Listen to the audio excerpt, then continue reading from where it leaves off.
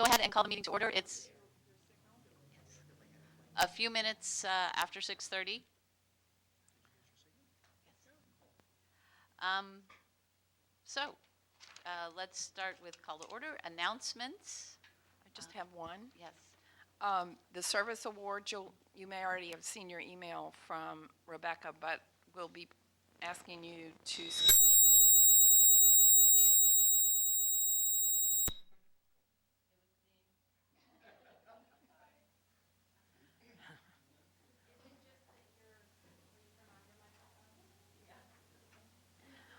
we'll be asking you to let Rebecca know when you can do the service awards for your libraries. Those are the 5, 10, 15. We have one that Helena will give that's a 45-year award. But most of them this time are 5 years. So Petaluma is the only library without staff who are getting awards this year. And Stroberger. You have 125 and 145. Anyway, you'll get the list and see it, but just a heads up. I also have an announcement, although most people have probably heard. Alyssa will be retiring after, 17 years? It's almost 17 years with the library and as our head of financial, what's your official unit called? There we go.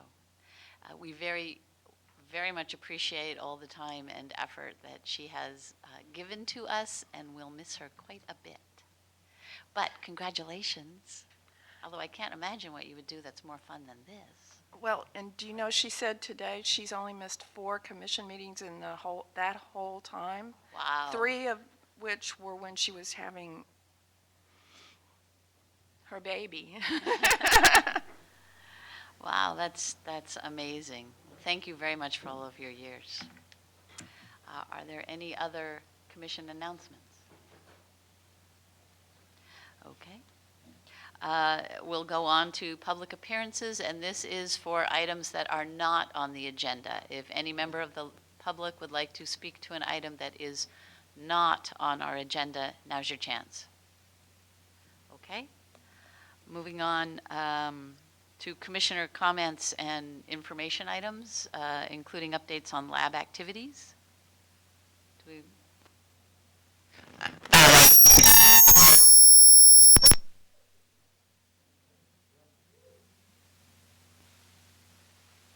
How's that? Is that better? Yeah. I just wanted to say that our new Sebastopol branch manager started last Tuesday, Matthew Rose, and he seems very enthusiastic, and people are delighted to have him, although, of course, we miss Sue Struthers. Sebastopol will meet on this coming Wednesday, so I do not have much to report except to say that the Sebastopol Friends were the group that hosted the annual Friends meeting, and it was held down in Petaluma. I haven't heard how it went exactly, but and Guerneville will meet next week. They're starting that new every other month process, so I'll have more to report in December.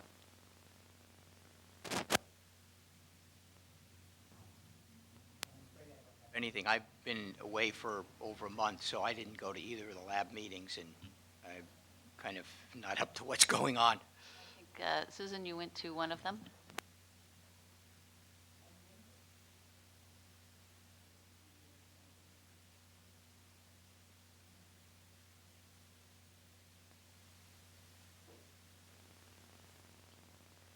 So I attended the at Cloverdale and Windsor lab meetings, and had solicited feedback. This was prior, for Cloverdale, was prior to the fines and fees discussion that we had, and so solicited some feedback there in terms of viewpoints and comments. There really wasn't any specific direction from the group there, and I don't really have any specific comments on Windsor. First of all, the Petaluma Library is very happy to have received $30,000 from the Friends to put in the remodel fund for whenever that may happen.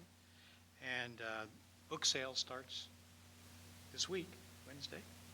And the Friends also have gotten a new microfiche reading machine for them. I missed the lab meeting but had a substitute, so you can tell me, you can fill us in on what happened at that meeting. Go to the Petaluma lab last week or 2 weeks ago, and it's an exceptionally nice group of folks. At the last 2 lab meetings in Sonoma, we have spent some time talking about the JPA, and we also have a book sale starting next week, and we'll see who cleans whose clock. I know that the lab meeting had the JPA and the questions at the end of the report last month on the effects of the shortened day was part of what the lab discussed, shortened schedule.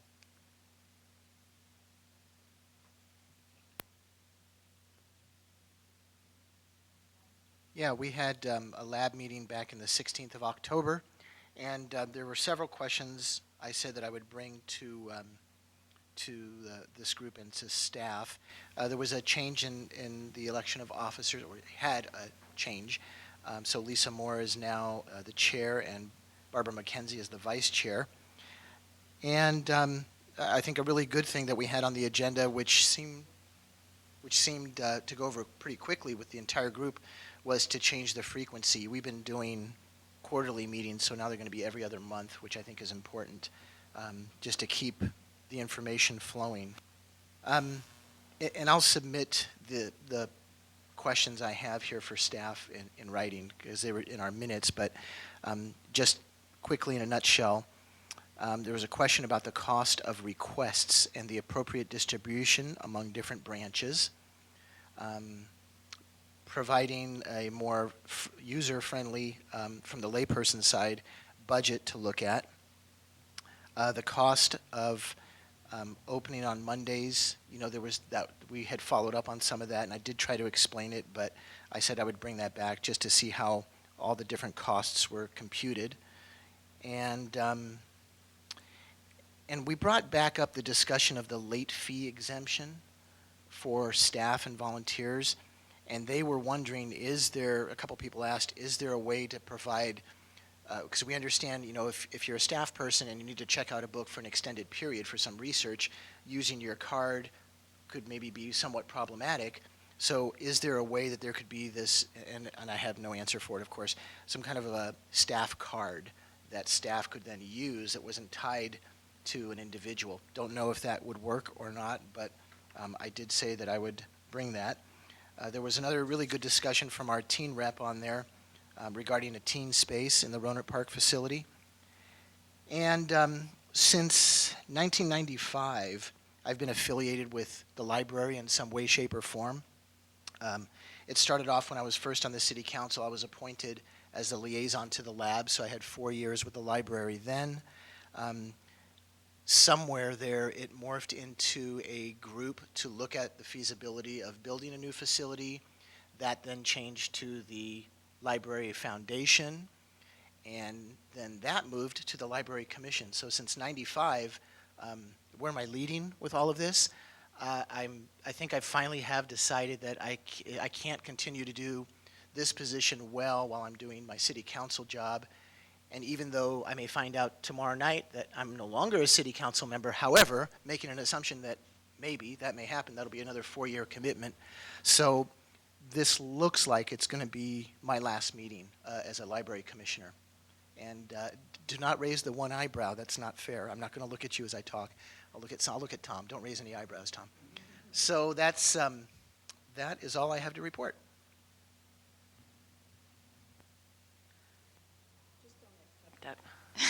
Can I do that? Can I just say no? I'm very, very sorry to hear that. I think I speak for the entire commission when I say that we quite appreciate your steady approach to things, as well as your humor and intelligence that you bring to all of our conversations. Sorry to hear that this is your last meeting. Have you lined up your predecessor? Successor, sorry. Okay. For Santa Rosa, the lab met and had an interesting discussion. They are going to, I think, change their structure so that they have public comment the way we are doing it now as items come up, rather than at the beginning of each meeting as we used to do. And there was a good discussion about trying to get more members of the public interested and engaged in coming to the lab meetings. And there was no final resolution, there wasn't really an action that was taken, but at least the conversation got started, which I think was important. Okay.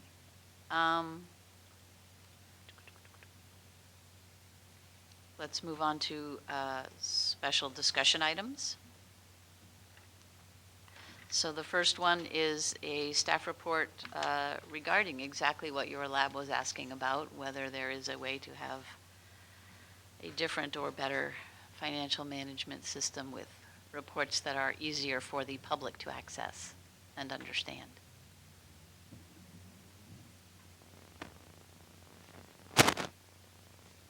Is Alyssa?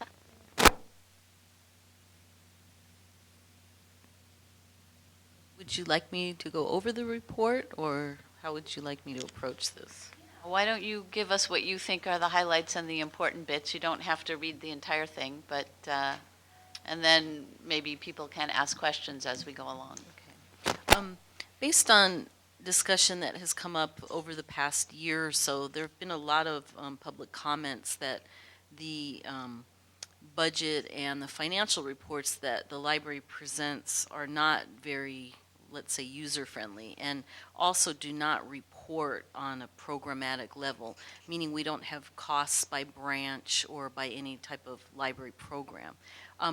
Part of this is attributed to the fact that the library uses the County of Sonoma's financial system, which actually doesn't report at that level very easily. It can be done to an extent, but it's not really done very easily, so that's why the reports have been the way they are. The county is actually in the process of getting a new financial system, so during the discussion that the library staff and actually our auditor were having around this, it seemed to make sense to probably step back a little bit and consider how we want to approach it based on that. So this report is giving recommendations and some of the background and the requirements and needs, and then some of the constraints, and then some of the rationale for the recommendations.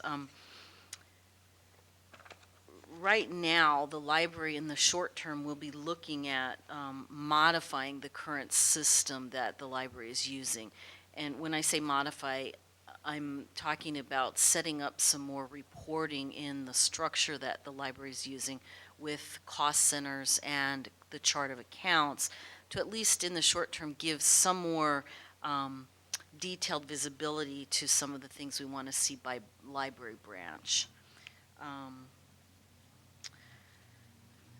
I guess there's a few things too that are weighing in on this discussion, because according to the current JPA that the library is under, the library is required for the funds of the library to be deposited in the county treasury, and the county invests that money for the library. So that puts a little bit of a wrinkle in there, because all the transactions have to go through the county treasury. And I know we were discussing having a standalone library system. Some of that may be more difficult when you're using the county treasury. So that's one thing to be looked at, and perhaps that's something when the JPA is revised, that can be something that can be changed in that document. I mean, is it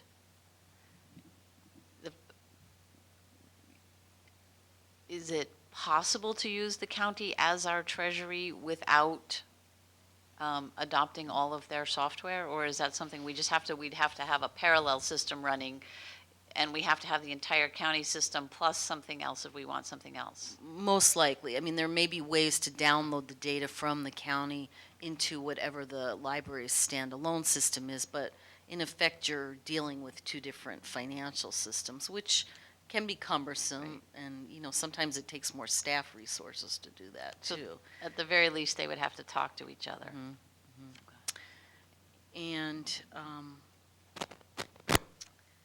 mean, that right now is basically one of the major things that is causing a little bit of an issue with this. And the other thing is, during the process of going through the review of the financial software, we learned that, and this gets a little convoluted, at one point, the county was looking at a new financial system. That was probably about 2 years ago, maybe 3. And that project was stopped because it was very costly. And at the time, the budgets, were very constrained. The county kind of shelved the project. But during that period, they realized that their software that they're using is no longer supported. Their famous system is no longer supported because it's so outdated that they resurrected the project again to look at a new financial system. So the funny thing is, I had been a little bit involved in that and was looking at some of those systems, and the day I happened to go over there and demo one of their the products, they had 3 products at that time. That happens to be the one they have chosen, and it's a PeopleSoft product, although I'm told that some of the things that I saw during the demo weren't going to be available right away. So the county, because of the cost of the system, the county is doing it in a modular approach. So they'll get the main general ledger, accounts payable, accounts receivable applications first, and then later on down the road, they'll look at some more things with purchasing and I believe fixed assets. So we're clear, when the county purchases and adopts a new software system, we will have to make a choice. I mean, and we will have to pay for using the county system. We will have to purchase the same thing Yes. that the county uses. Is that correct? We don't have to purchase it? How would that No. work? We'll use their system. It'll we pay for probably that. cost us.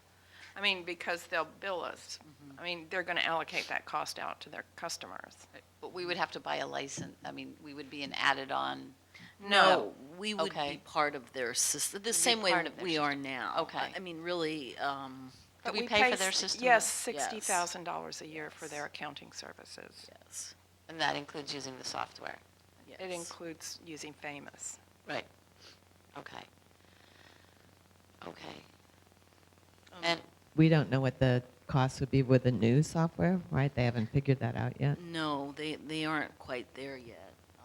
And it would be similar to, I think it was about 4 years ago, they implemented a new property tax system. And what they do is because we receive the property tax allocation through the county, and they pass the charges of the new system on to, all of the users of that system. They come up with an allocation method, and they allocate the cost among all the users. What is the time frame on the county doing this? They're looking to go live on July 1 of 2014, so they'll have their new system in place.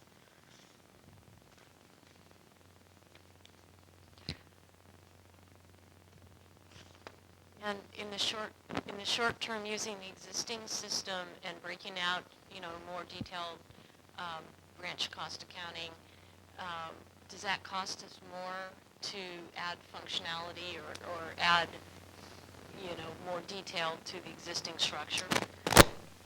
We are currently looking at that in the Budget and Finance Office, and we're starting to think of the different things that we'll need to do. It could take, of course, in the beginning, it will take more staff time because everybody has to get used to it and figure out how to do it. So in the beginning, there'll probably be an initial investment of staff time. But I think once it was working and it was on board, I think it may not be that cumbersome. it's something, it'll be a trial and error thing. What will change is this will actually change more of the nature of what the library users are doing. And when I'm saying that, I mean library staff. Because right now, things are provided to us, and we make the determination of where things are charged and you know, how we're going to cost things.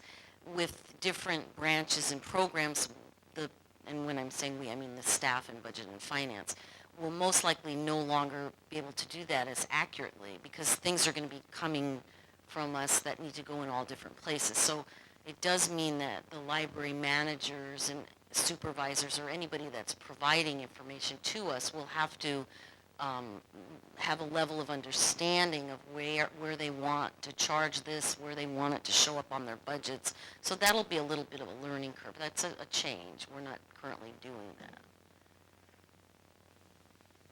The amount of money that we pay to the county isn't tied to how many different charge accounts we have. No, I don't believe so. Along that same lines, on your recommendations under Phase 1, it talks about adjusting the current system to make it a little more user-friendly for us. Is there a county charge for doing this? No, I don't believe so. They charge us on the number of transactions that come through, so we're already being charged. I mean, we probably aren't going to change our volume very much.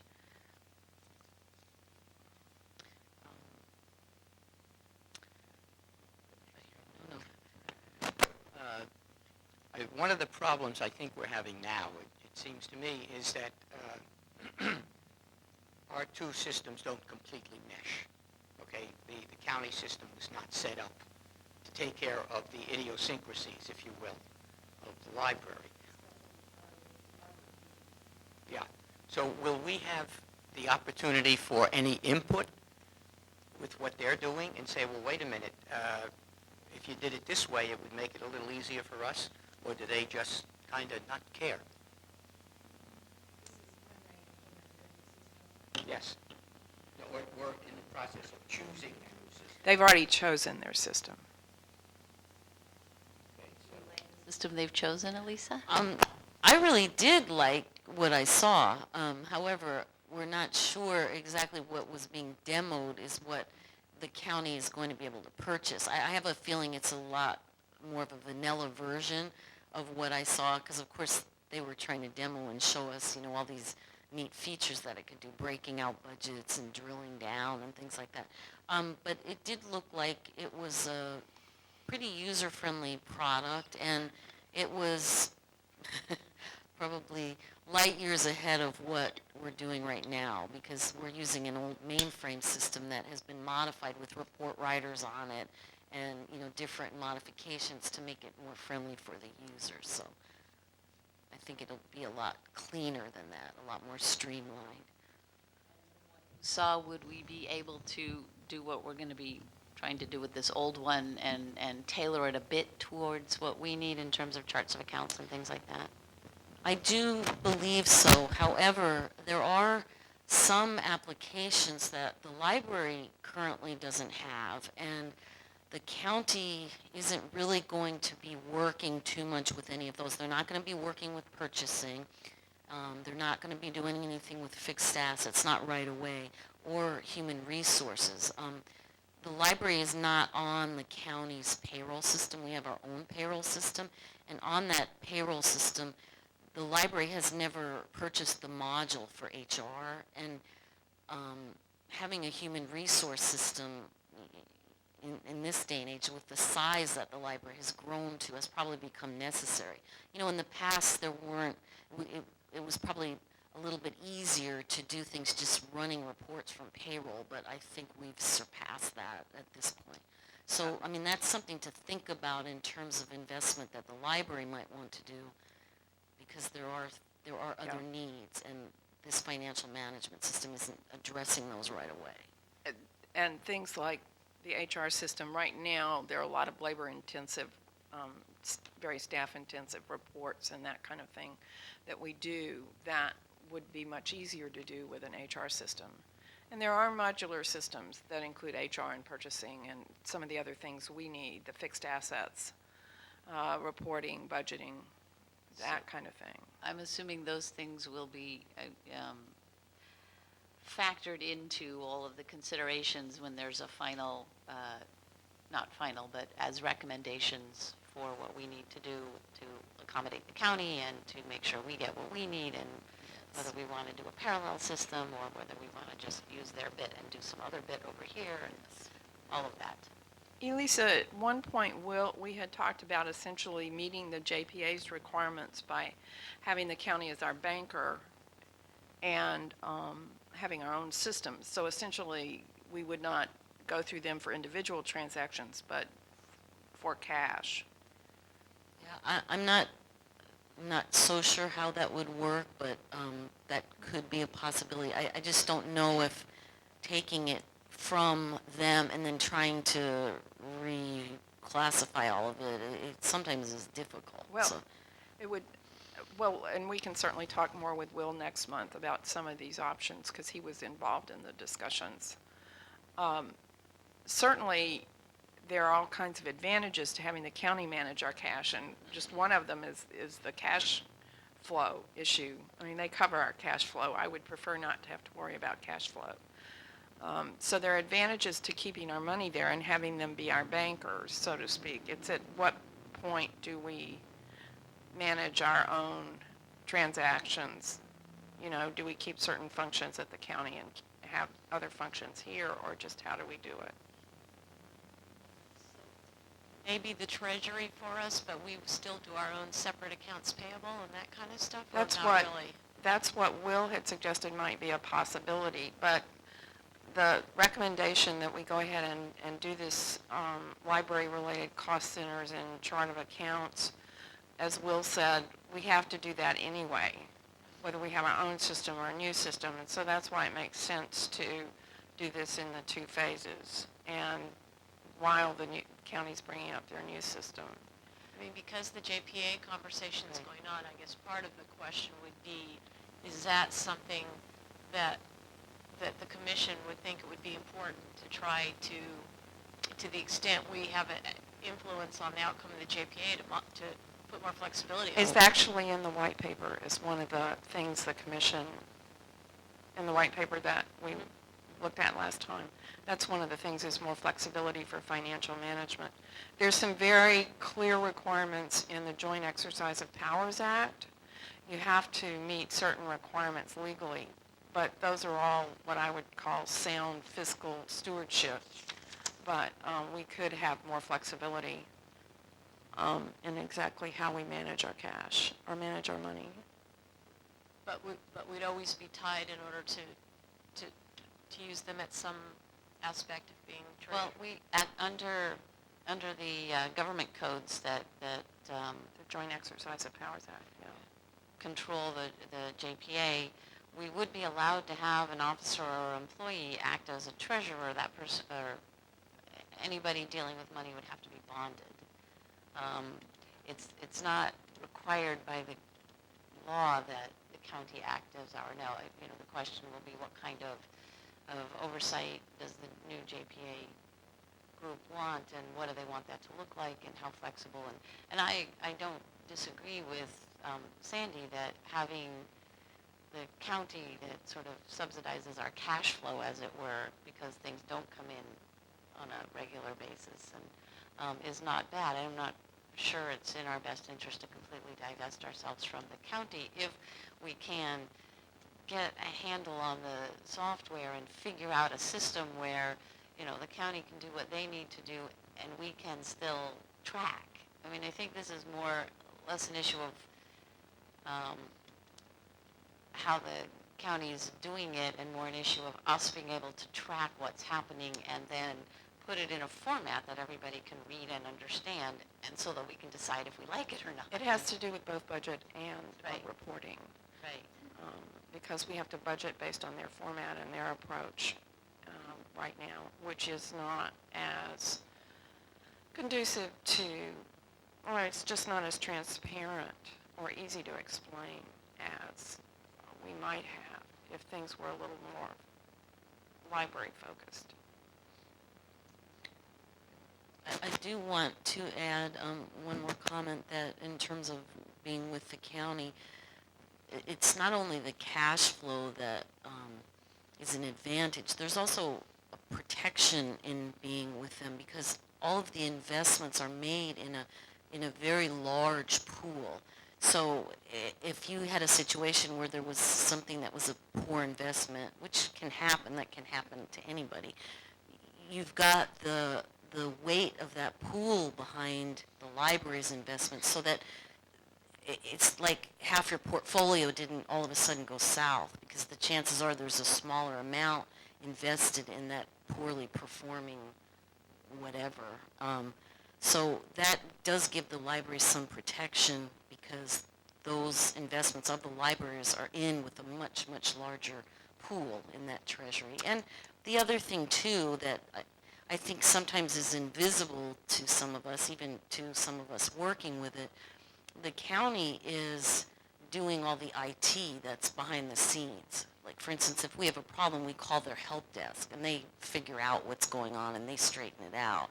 So if we were on our own, we could probably have a hosted, but we I've would have worked hosted. with that before too, and sometimes you don't have, if you're like one little client to their, massive client base, sometimes you don't get response as quickly as you would like. So those are some other things also to think about.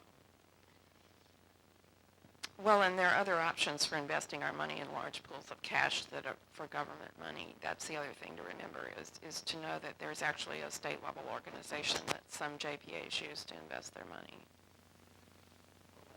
It would have to be an organization that knows all of the, It has to be an For organization government. that invests public money. right, Yes. because there are different rules than with the private. We would not want to wander into that area, yeah. I have a question about the bulleted list on page 2. I just was interested, my question is partly being able to see and monitor the fund balance. Where in that list would, That's the accounting function. in the accounting? Okay. This was a list generated by the library management team. Right. So I was just, okay, so it's in the accounting. Okay.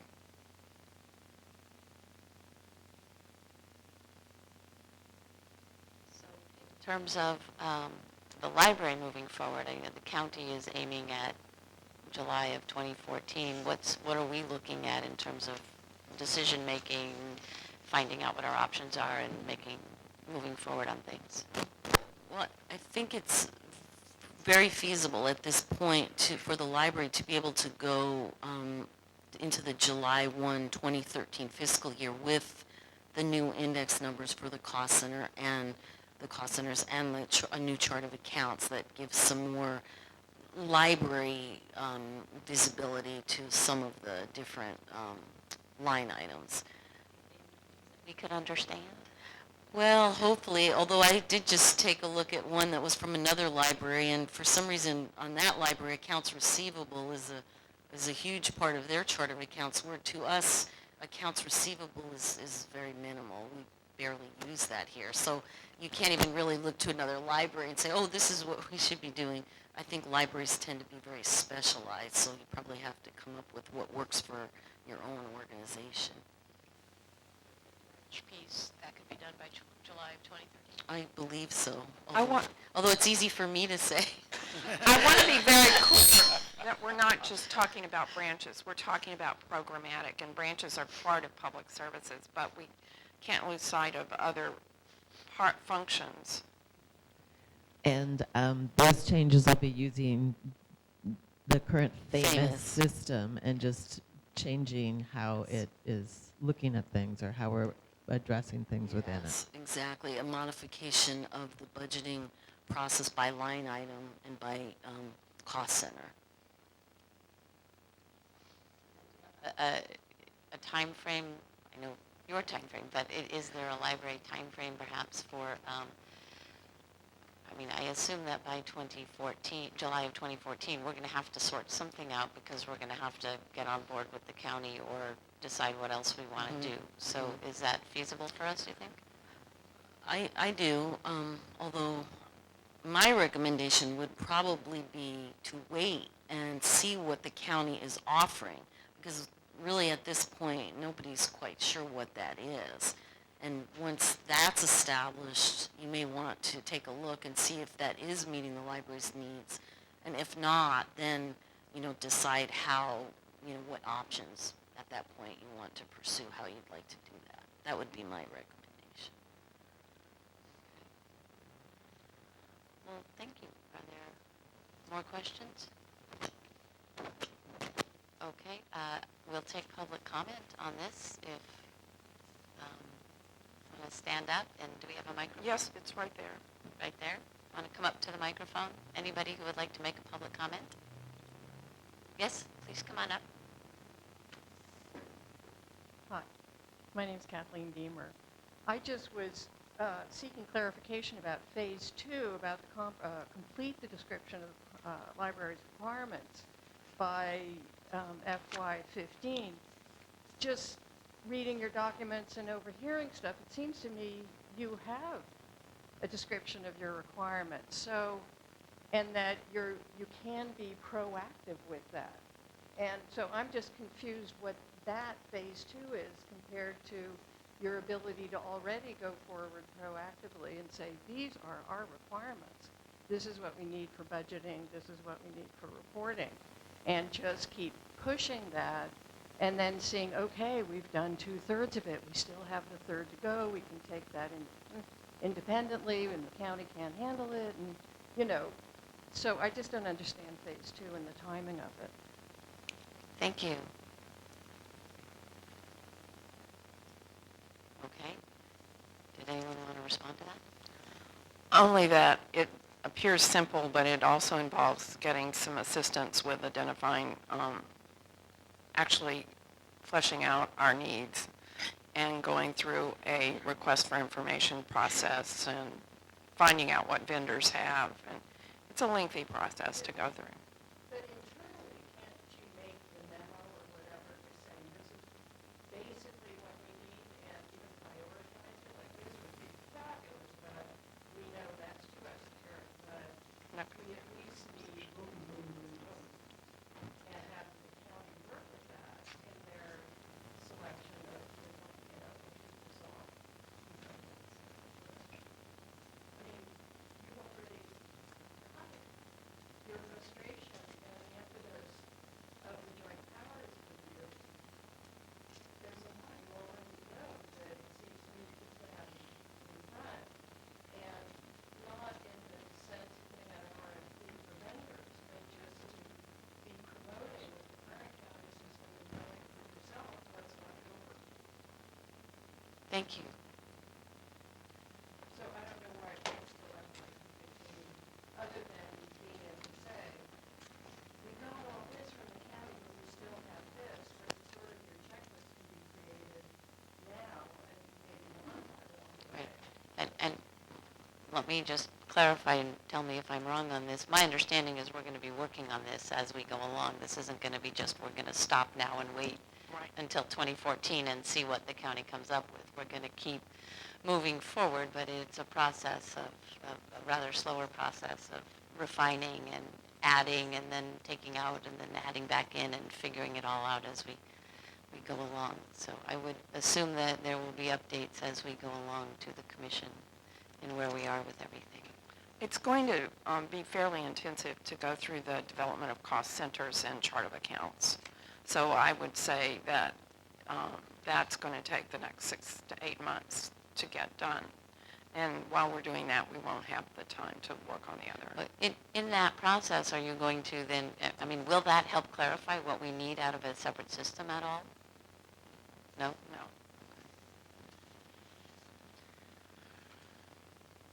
The information technology procurement process can be fairly intense and labor intensive.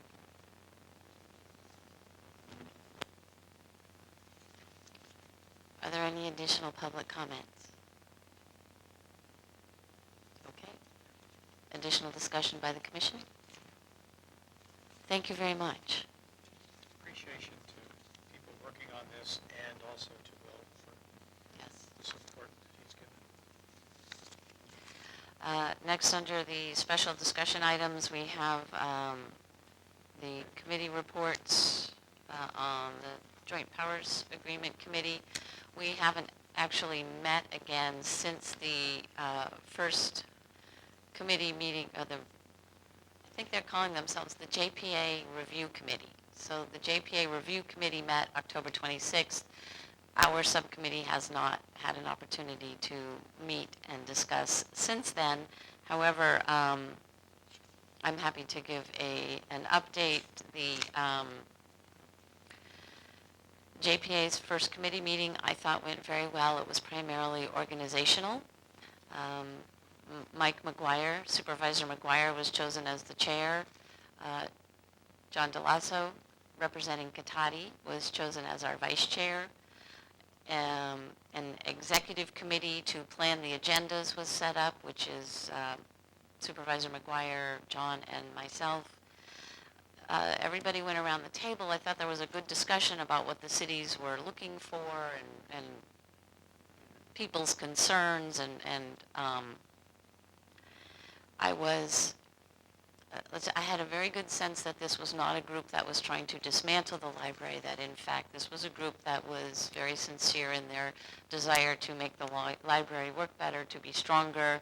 The cities who were not already parties to the JPA are very interested in becoming signatories and becoming parties, and I think that's very good. So there was some education, I think. There were some areas where the people at the table maybe were not quite aware of how the library worked, but there's going to be, in the next month, the next meeting is at the end of November. The last Friday. It's the last Friday of each month, except maybe not December.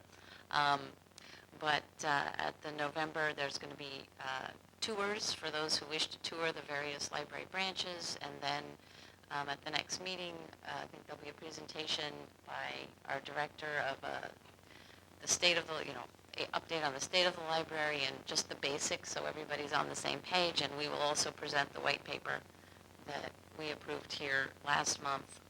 And so those of you who are out in the community and know a lot about your library and run into community leaders who are involved in this, answer questions, talk to them, make sure everybody is well educated about the library and its functions. One area that I think is going to be interesting is I think there will eventually be a discussion about whether the branches are a loose group of independent branches that each want their own identity, or whether we are indeed a united library. And I saw the beginnings of that discussion, and I think it will happen somewhere along the way. So that was another area. There is a website where the agendas and minutes are being posted. Although I went and looked today, the agenda is up, but the minutes aren't up from last time yet. And that is sonoma-county.org/library JPA review /. So it's all posted up there, and they're going to continually update it as things happen. Questions, comments from the commission? John, did you want to add anything? Really not much to add to that, but I do want to say that the time of the meeting in October was 3 to 5 p.m., but we're going to be moving them from 2 to 4 p.m. Yes. But that should be posted on the web, so you can see that in advance.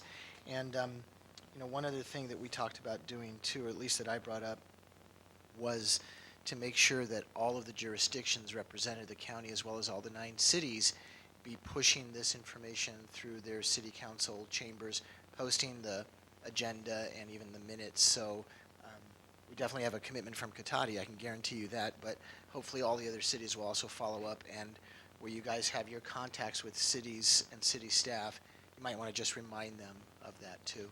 And I believe we're going to be posting a link on our website. We have a section on our website for it, Okay. where we're posting documents. too. And then, Helena, you were there. What was your perspective? Very good, setting the ground rules and setting the parameters, and they did add some items. I think one of the suggestions from a member of the audience was to consider adding a member of the public and perhaps a library staff member. So I think that might be on the next agenda for discussion.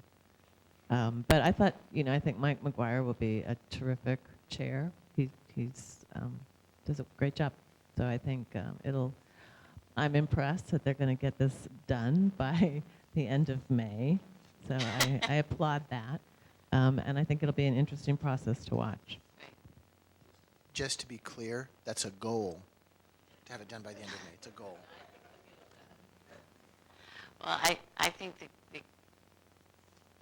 committee will probably be able to reach some tentative agreements and resolutions by the end of May. Whether they're able to go back to their councils and get them approved by the end of May is another question. Just to say, it was interesting because there were a number of retirees in the audience, and I discovered that the retirees have their own listserv, and they use it to share information that they call the troops out. And I think you'll probably continue to see the retirees there. There were a lot of good comments. I thought people made very thoughtful, and it was interesting. All right, if there's nothing else from the commission, are there public comments on the JPA subcommittee report? Okay, let's move on to the review committee report. Revenue. That's all right. Susan and I met with Elisa, and we're very sorry that she will be leaving. I think this is just our second meeting with her, and we've learned a lot, and we'll miss her. We're hoping to continue to meet monthly with whoever could fill her shoes. And in the meantime, she suggested Paula, and I don't remember the last name. Paula DeLuca, who is the accounting assistant manager. Right, the accountant. So we're hoping to continue that because we still have a lot to kind of make sure we understand about the budget. The change in the financial report, we very much appreciate and applaud those changes. And I know Mary Evelyn had made some suggestions, and Susan had too, that were incorporated in that change, and I think it's great. We welcome Mary Evelyn to join our committee, and we're sorry Tom is leaving, but we welcome Mary Evelyn to the committee. So, Actually, officially, we should probably do that. I think as chair, I'm allowed to appoint, and just so the public is aware, there's been a change. So the JPA subcommittee, the JPA, Mary Evelyn has stepped off the JPA subcommittee, and Helena has come on it since she is the alternate to the JPA Review Committee, and then Mary Evelyn has joined Susan and Helena on the Revenue Committee.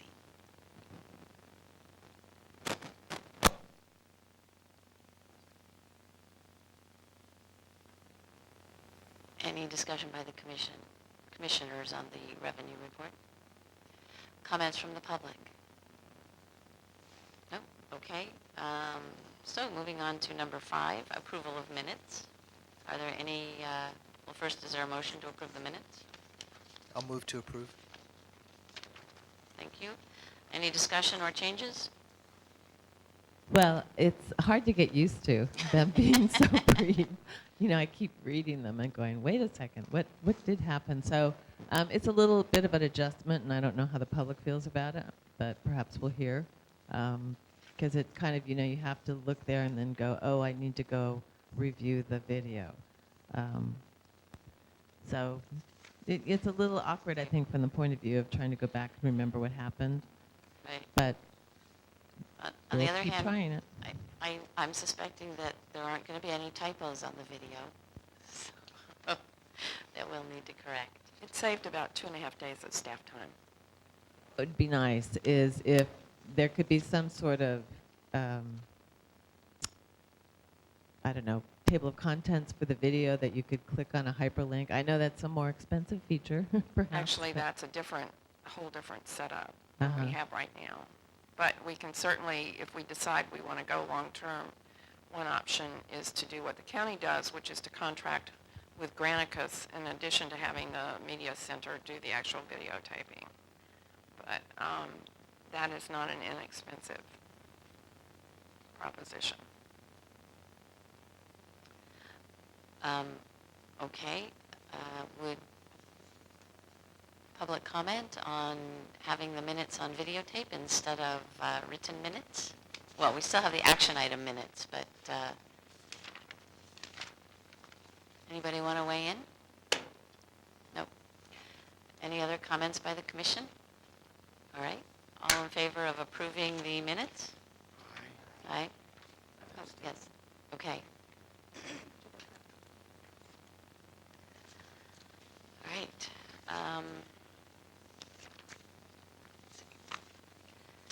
Correspondence and press coverage. Yes, correspondence and press coverage. I think the folders have been sitting here. I need to go around. Any comments? Okay. Public comment? No. Okay. Consent calendar. There was one. I would like the holiday schedule to be discussed. So you move it off into the action items. I would like to move it to the action items. It's based on our library, it's based on the MOU. I just didn't understand. I just needed a little bit of Okay. clarification. It was not an actual objection. It was a lack of understanding. Okay.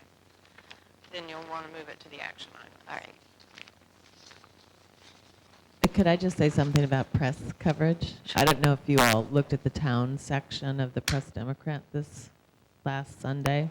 There was a little blurb on one page about how in 1961 there was a big uproar about a book in the library, and the police chief came and removed them from the shelves, and it was Tropic of Cancer. He tried to remove it from the shelf.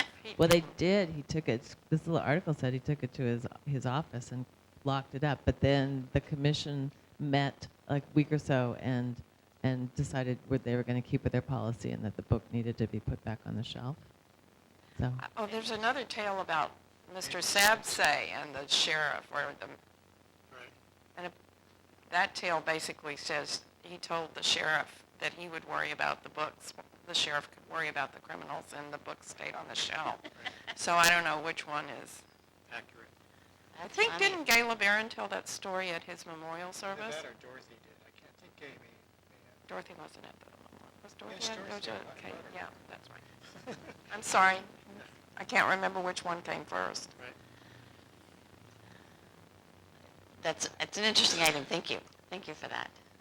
So would you like a motion for items 7.1 and 7.3? Well, we don't Yes. need one. Oh, do we? Yeah, as long as there's no objection. Their consent. Right. There's no there- objection for it. There's no objection to the, unless somebody wants 7.1 or 7.3 moved to the action items. Okay. Then they are declared consented. So then we have the action items by resolution. And there's only one of those, that's the resolution on cash flow management. And now we need to have the Well, the other one will be just. It's it'll an be action item, not a resolution. Okay. It'll be on number 9. Okay. So, So moved. okay. Do I hear a second? Okay, discussion? I'm sorry, 8.1, Cash flow. cash flow, always a consideration. Did you want to say anything? And we do this every year. It's a formality that's required by law, and it does require a roll call vote, too. So Rebecca will have to call the roll when you get ready to vote. Is there discussion? No. public comment? No, this is about the line of 8.1. credit.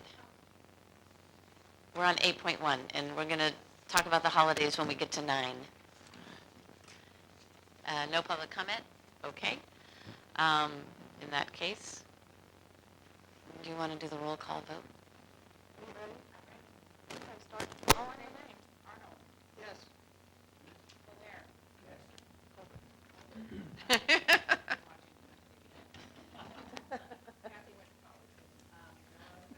Yes.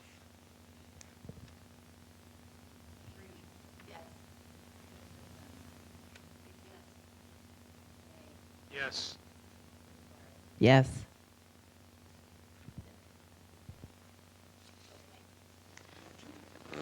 Resolution is passed, and I'm assuming I'll sign something later. So now we are moving on to action items by action. And let's go ahead and discuss the holiday there first.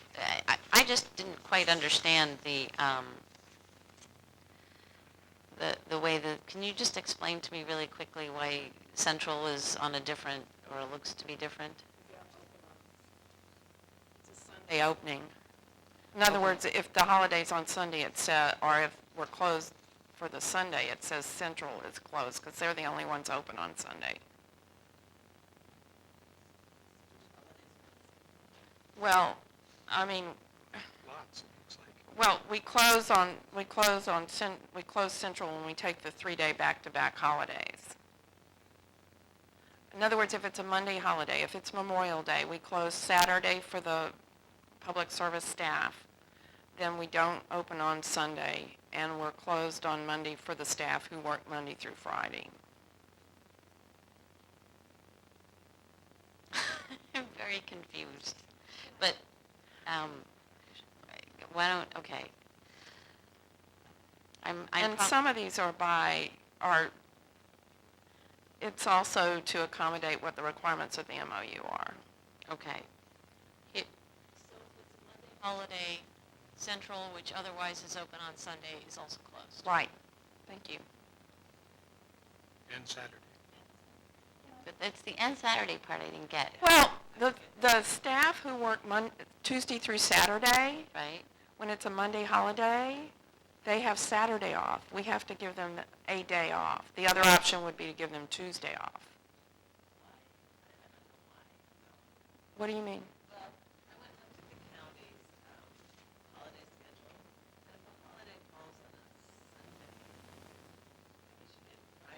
We're talking Saturday here. Yeah. But right now the question I thought was about why we're closed on Saturday, and it's because the public service staff have the right to have a holiday, and they don't work on the Monday, and therefore they're closed on the Saturday. So they get Saturday, Sunday, Monday off. They get the long weekend. And the Sunday staff is a special staff. So if the holiday were on a Monday, they would get their Sunday off. Well, it's voluntary, and we have, it's usually staff who work Tuesday through Saturday, too.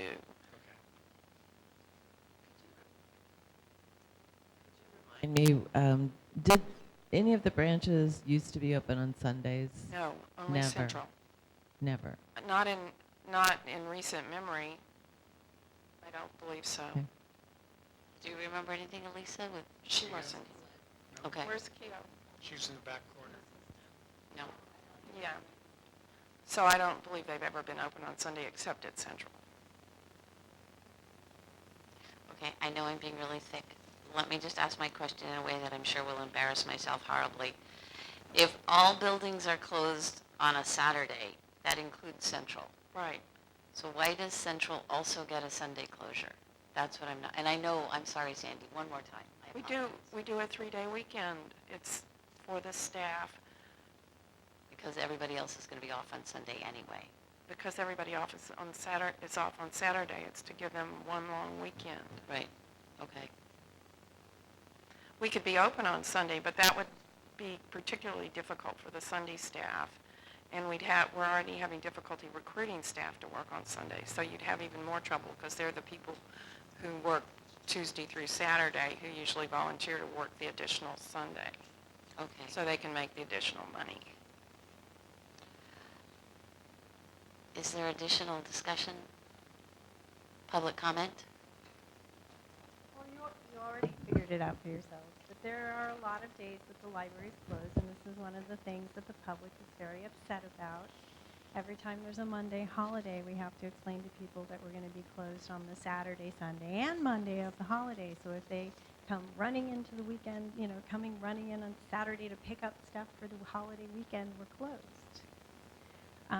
That when the decision was made to close the libraries on Mondays and open from Tuesday through Saturday, I think when the decision was made, it wasn't discussed that I think there are 8 holidays that staff are eligible for. We have to be paid for the holidays, but according to our MOU, our Memo of Understanding, we can only be paid for a holiday on a day that we were scheduled to work. So if we're never scheduled to work on a Monday, we have to be paid the holiday on another day. And the decision was made to do the Saturday before the Monday. But it is hard on the public. Thank you. Thank you. All right. Further discussion? Do we approve the holiday Sure. schedule? Well, need a just motion. when I didn't know if the public was done. Yeah. I assume. Any further public comment? Are you all done out there for now? You actually Okay. need a motion. Oh, we need a motion for this? But Yes? okay, no, go John? ahead, make your motion. Oh, go Second. ahead. Then I have a comment. Do I hear a I motion? move to adopt the holiday, the 2013 holiday schedule. Second? Thank you. John? Thank you. I think one thing, based on this last comment, I think one thing we really need to do, and I know we've done this, is to get the word out well in advance, if we, obviously we can, because now we have an approved schedule for all of 2013, but well in advance so the public at each of the libraries is at least advised. And again, we every 2 weeks at our city council meetings, we always have a library announcement, always. And this is a no-brainer, obviously, to put this in even a month in advance. But I think we just, let's just make a point now of just reminding ourselves that there needs to be an extra effort made out there to let the public know a couple of weeks, 3 weeks, whatever, in advance. And then hopefully there won't be such a problem if they do need to come and pick something up. For that holiday weekend, they could come a previous time. Thank you. Those of you with city councils, You need to vote. hand them the schedule. Vote. Oh, and do I hear approval? All in favor of approving the schedule? Any opposed? Okay. Now we move on to the improving energy efficiency. Mr. Papanuck needs a microphone. Oh, okay.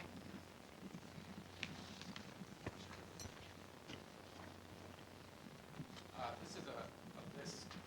I'm sorry, I only have a couple more. Anybody else wants them? This is a list of contacts for these different organizations. I didn't put it in this. Any of the commission wants to? Could you speak into the microphone, please? I thought this was on. You have to speak Sorry. into it. If any of the commissioners want to contact these people, they're the people that are in charge of these programs. If they have further questions that I'm sure I can't answer. Thank you.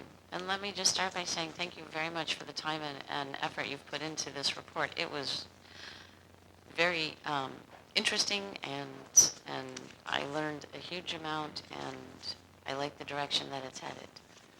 Thank you.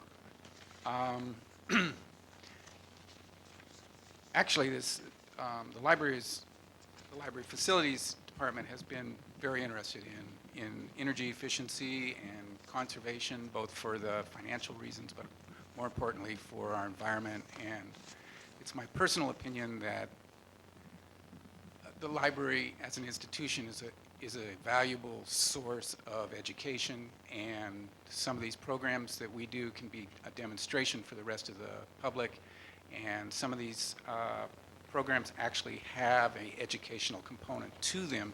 So as these programs if we go forward with these programs, there's actually an educational component combined or provided with some of these companies, which I thought was really encouraging. This particular report came about in regards to the February Budget Committee meeting, and you asked Julia about what, possibilities of solar, and this particular project, or these projects weren't in the works, but we had already done several projects with the county. We'd already, before we had done that, we'd already done a lot of water conservation programs, which are also in Sonoma County, and probably in anywhere. Water equals energy. Water is the biggest consumer of energy. You got to pump it, you got to store it, you have to clean it, and it takes a tremendous amount of money. So the less water we use, the more efficient we are with that, the less money we have to spend on storing it, pumping it, etc. So we have essentially gone through all the interiors of our building back in 2010. We've gone through all the interiors of our building and put low flow restrictors on all the faucets, and we've converted as many of the bathroom facilities as we can to low flow and ultra low flow fixtures. That was the first project we did. Then we started working with the county on our lighting projects, which we've done in all the libraries minus Petaluma. And Sebastopol and Sonoma were done as they were being remodeled. Petaluma was not done because at the time it was everybody's opinion that was also going to be remodeled. So we haven't done Petaluma. We completed all of those projects in 2010. All of those projects came, we worked with the county, we had the actual county facilities department do the work, and all the projects came in under budget, which was really encouraging.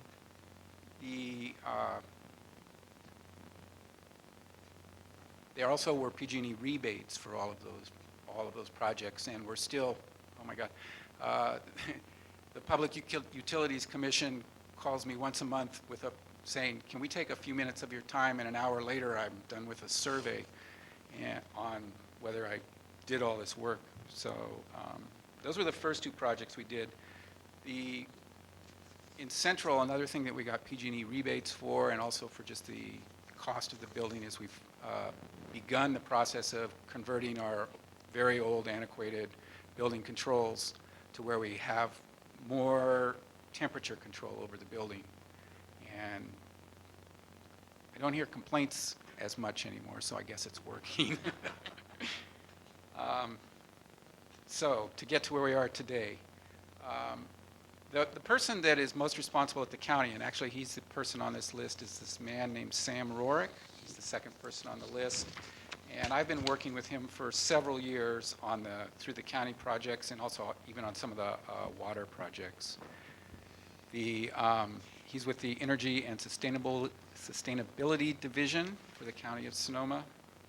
And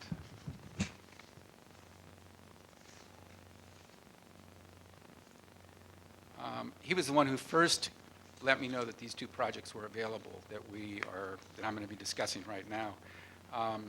And he is the project manager for SKU. There is actually a little list, a friendly list of acronyms in here, page 4, I think, or 4. SKU is the Sonoma County Energy Watch, and he's the project manager for that, and he's responsible for essentially coordinating all the energy projects that are going on in the county. The two projects that we are looking at present, again, they have acronyms. The first one is SEED, which is the Solar Energy and Economic Development Fund, the SEED Fund. And this is a program that groups together public agencies, schools. The goal is to, through SEED, to be able to, by having a number of projects done at once, reduce the cost. That's the main thing. And this SEED is partnered or is a grouping of two different organizations. One is SEI, Strategic Energy Innovations, which provides, they basically are the public arm of this that gets this information out to the public agencies, and they're the ones that are working to bring all the agencies in and organize them. The other partner in this is called Optany Incorporated, and they're a nonprofit company that they say they bridge the gap between solar goals and real-world results, and that's what they say they do. The goals are to have a sort of a standardized form that everybody, that the participants can use for generating these projects, the standard type of legal documents that are required, also standardized pricing.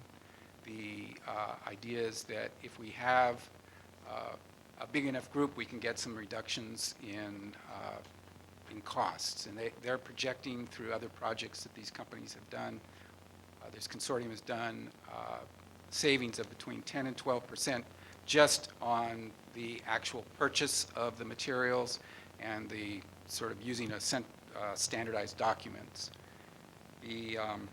So far with them, at no cost, we have done a site feasibility study. And that is what's these 2 pages of yellow documents here. They don't really have numbers. It's these pages here. And what they've done is they've listed all of our library sites, and they've basically rated them. The majority of our sites, they say, have good potential. We need to do further study, but this is just an initial study from looking at our electrical bills and looking at the site potential for solar panels. They've come up with these sort of really rough estimates for savings. And that's based right now on what we're spending on utilities at present, on electrical utilities at present. The other part of that is that there's savings through the where is it?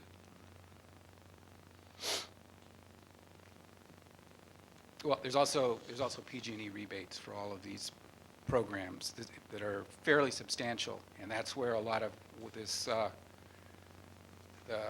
a lot of the savings are right up front. And they basically pay you back as you get involved in these programs, and as you complete them, they give you a further discount, and as your energy goals are met, they give you more of a discount, essentially, in a nutshell. The other program is the Sonoma County Energy or Efficiency Financing Program, and that's put on by the Water Agency, Sonoma County Water Agency. And again, this gets more to the heart of, in my mind, what's really important about what we can do to these buildings. This program is about not creating energy, but saving energy. And these are all programs. This program is to replace old antiquated equipment, or even equipment that is outdated, not necessarily antiquated, with more modern, energy efficient equipment in your buildings. In the central building, that would be like our boiler, or our chiller, or the HVACs up on the roof. So these are the bigger ticket items. And this program, Elisa and I went to a workshop, and what this program has done is they've gotten together a group of they call ESCOs, energy saving companies. These are big national companies, Honeywell, Johnson Controls, well, there's a whole list of them. They'll come in, again, this will not be of any cost to us at this point. They'll come in and measure like the types of utility savings you can get by replacing your HVAC systems or doing the chillers or boilers. This program doesn't do solar. One of the other things about this particular program is it's based for, if you do go forward and sign a contract with one of these companies, there are guaranteed savings of money rather than we guarantee you will save this much energy. There's a guarantee we will save you this much money, and that guarantee is backed up with, if they don't save you that much money, they pay it. Is this a program that would be useful for the Healdsburg, or is that ship sailed? Yeah. Okay. And I did You said not. HVAC. Okay, yeah. I did not see the city of Healdsburg at this day-long presentation, which was unfortunate because both of these programs, Healdsburg is its own electrical company, and it also. That's why we pay so much for their electricity. Exactly. So the other part of this program through the water agency is that the way this program is going to be funded is through an energy bond. And I would rather have Elisa talk to the specifics of how that works if people have questions about that, because it doesn't seem that complicated to me. It seems pretty straightforward, but I would not be the person to answer those questions about how that money is going to be used. And both these projects or programs, the biggest it's not drawback. The biggest hurdle that we have is that we don't own the buildings. Right. And it's not a obstacle. It's just it's a hurdle. And most of the cities, other than Healdsburg, also had some kind of presence at these meetings. So they also have their own interests. So I'm pretty convinced that there would be ways to partner with them, and that it's more a matter of how you deal with the paperwork. That's my opinion, rather than an obstacle. But that remains to be seen. But to me, that's the biggest sort of difference between ourselves and, say, a school district, which was also one of the main participants in this program. They own their buildings, and we don't. So that's potentially a problem for us. So with them, we're at a point where I believe we need to, if we're going to go forward with this, we need to pick a company to work with. And Elisa and I, sort of at this workshop we went to, all of these ESCOs, I think there were 8 or 10 of them, had presentations, and then we went and each of us individually went and spoke with each of these programs, and between us, we came back with 3 that we agreed on that we thought were the best. So if we go forward, we probably need to do some further conversation with them, and also utilizing these contacts on this list. So that's essentially what I have to say about this. The main thing is that both of these programs, one more thing I do want to say, to get a little bit into the weeds on it, is that when you look at the potential costs and savings for the solar, they don't calculate any of the energy efficiency gains. Right. And it's really impractical to do solar, to buy more solar panel than you need, because it's more expensive per watt to buy solar than it is to save energy. Okay. So, And on the solar, there's no buyback for no, there extra is energy. no. PG&E just gets it. Yeah, For you free. can only Bring your bill down to 0. yes, you can only go to 0 on it. But it looked like in the language that if we generated more solar during the daylight hours than we used, we could have an offset of electricity used in the evening. So while we couldn't go below zero, they would credit us for that excess to cover the evening part. And that was why, as I understood it, finally, like, you only needed to generate 80% because the dollars, the value of the energy created during the day was more valuable than the evening, the cost of the evening Yeah. hours. That's correct.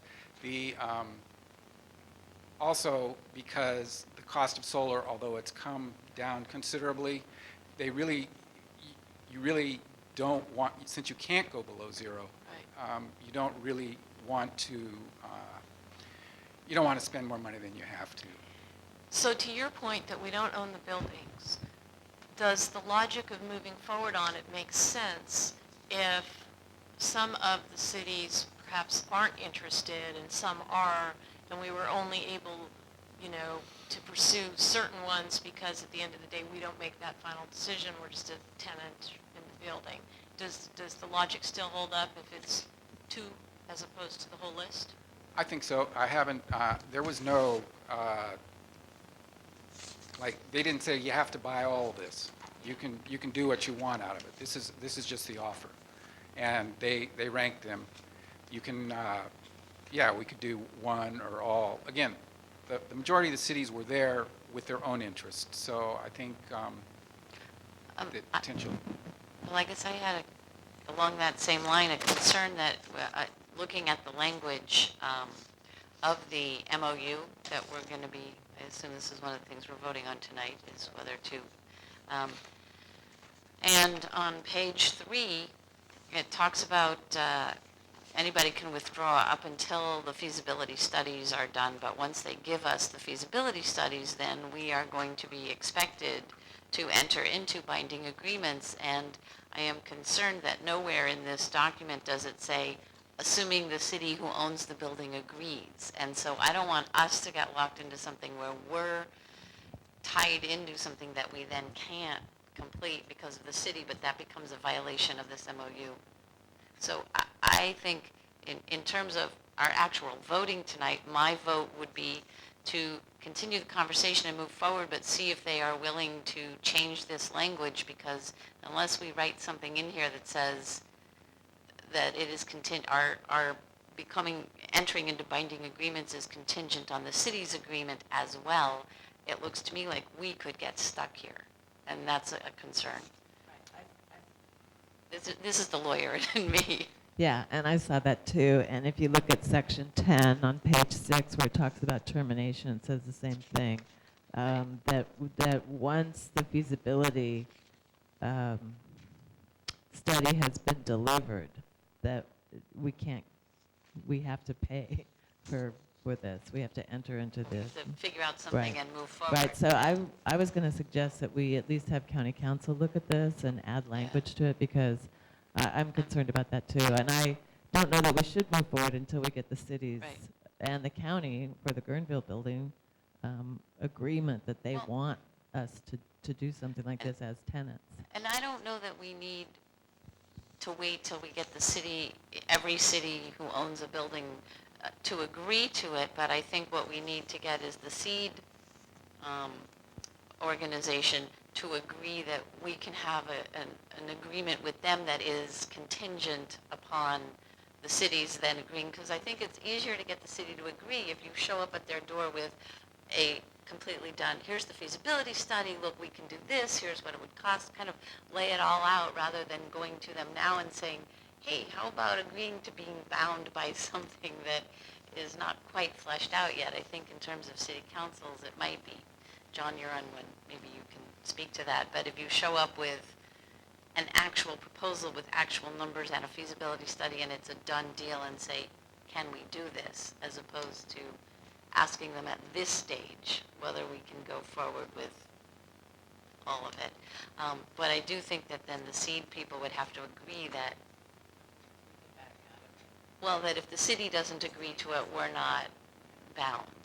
Or maybe they need to involve the relevant cities, Right. early in Earlier. the discussion, and we serve as a facilitator to make that happen.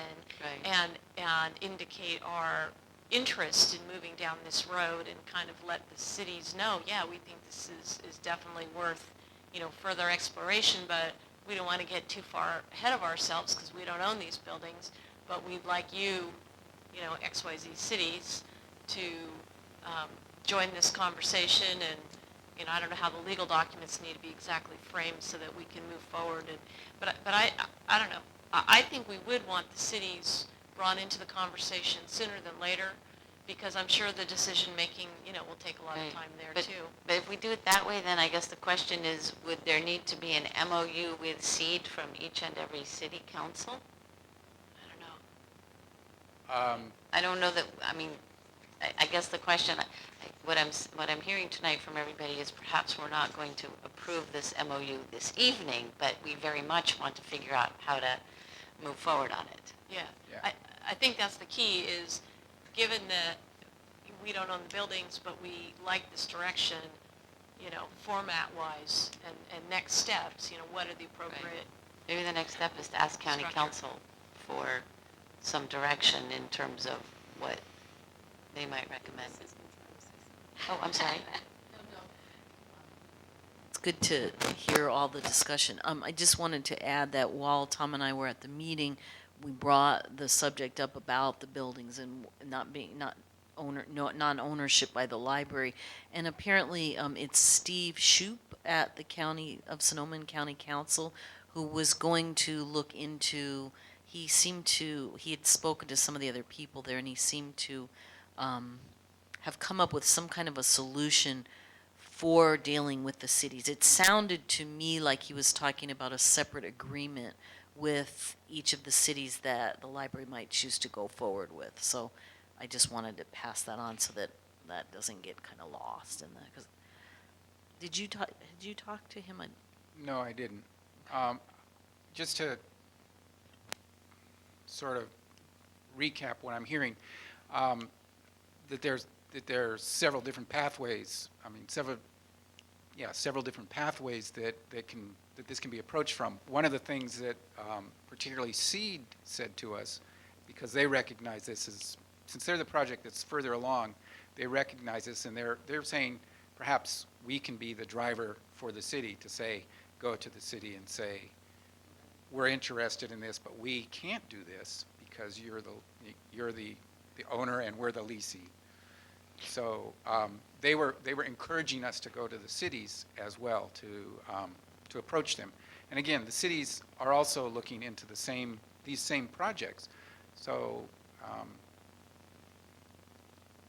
I think checking into how the language for the MOU, but also approaching the cities would be what I'm hearing. I have a couple of questions. One of them is,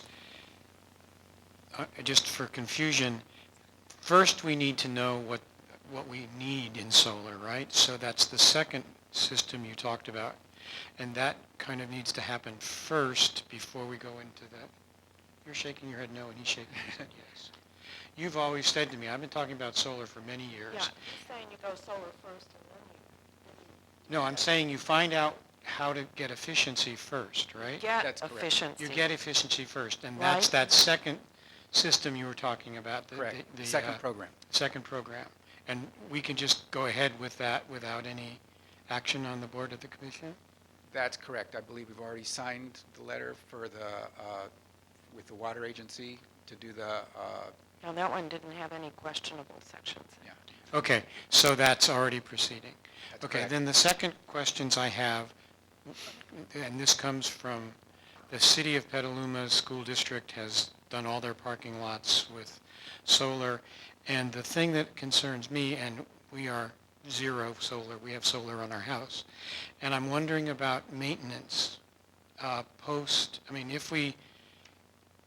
if we do solar, which I hope we do, is it the library's responsibility to maintain and keep those solar panels clean and up to date, or is it the city's responsibilities?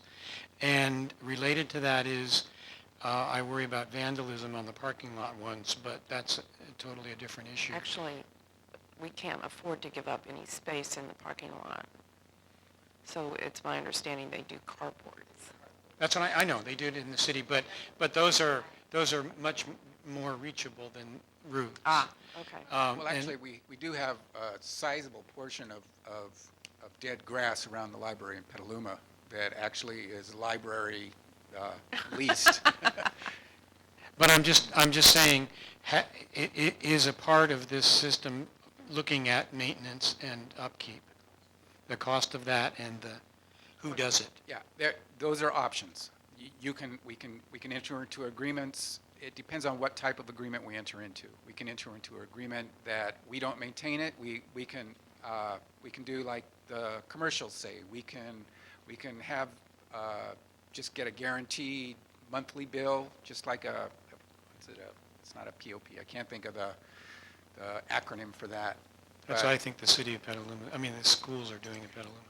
I believe that is the most common one, where you basically hire a company to come in, install the panels, maintain the panels, and they say you'll pay this much for your energy, and we'll take care of all the rest. Okay. Petaluma has options. You can actually put solar panels on that roof, although I think it would be rather unattractive. But that is an option also for Petaluma. But yeah, you can do a variety, and this is also a service that the consultation that this company will offer to us is whether we want to purchase the panels, maintain them ourselves, whether we want to, and the infrastructure, the converters or inverters, and or whether we want to hire a completely outside company to do it. There are lots of different options that we can pursue if we pursue this.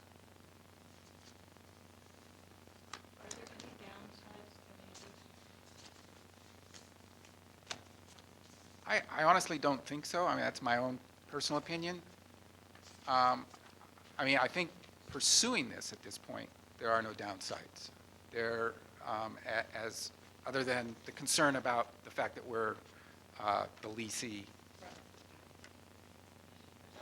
The upfront costs are not cheap when you look further down at what it would cost to actually, if you're talking solar, putting the solar onto the entire library system, it looks like would run around $3 million.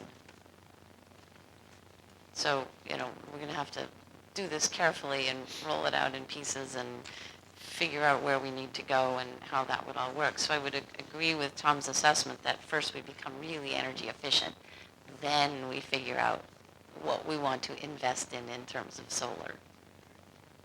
Or if we want to invest. Or if we even want to. So, when you do a purchase power agreement, though, you don't necessarily pay that upfront cost, right? That's And correct. I'm very familiar with my son's school, which just put solar there. It's a private school. They have a purchase power agreement. The school didn't put up any money up front. They've estimated they will be saving hundreds of thousands of dollars over a period of, many years. And and I believe the terminology is a purchase power agreement. That's correct. And you lock in a specific rate for your future costs, and you're not actually putting that $4 million out. Although it did look like there's a 2% that I thought we would put out, which looked like it would be $73,000 or something. 1.5% to 2% in the language it looked like. I can honestly say I didn't look that deeply into that. So, not interest to is- say there's no upfront costs, but the big dollars, I think, when you do these purchase power agreements, you're not actually putting that money out. And my understanding from talking to particularly Sam Rorak at the county, that this is the way that most of the agencies have gone, is through the purchase of the power, just having somebody else purchase it, install it, and maintain it, and then they just give you a guaranteed energy savings or guaranteed energy rate. I just wanted to also suggest that as part of the agreement, the cities sign on to this too, because for instance, there's always talk about Northwest of us being moved out of the building, and that could happen any place. So we don't want to keep having to pay for something that we're not going to be using. So I think that we need to just make sure the cities sign on to whatever agreement and take responsibility in the event that we vacate. When I initially spoke with these people, I gave them sites that I recommended to cite, and they asked that they allow them to include all of our sites, because I thought of some of those same things. So they've included all of our sites, and I think there are a lot of practical reasons why we might pick some over others, and I would not recommend that we do everything here.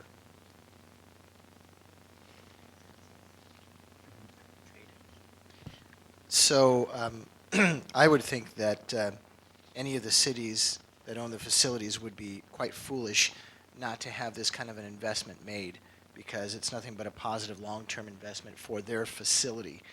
But I would say sooner than later, the conversation has to start with the cities. They need to be, and it sounds like since cities have been represented at these other meetings, that needs to continue. I want to push this concept forward. I don't want it stalling out. I totally agree, because I brought that other point up too about the MOU. So I think that needs to be addressed. But I want to at least give as clear direction as we can tonight to staff to continue to move this forward, because this is too important just to let it go.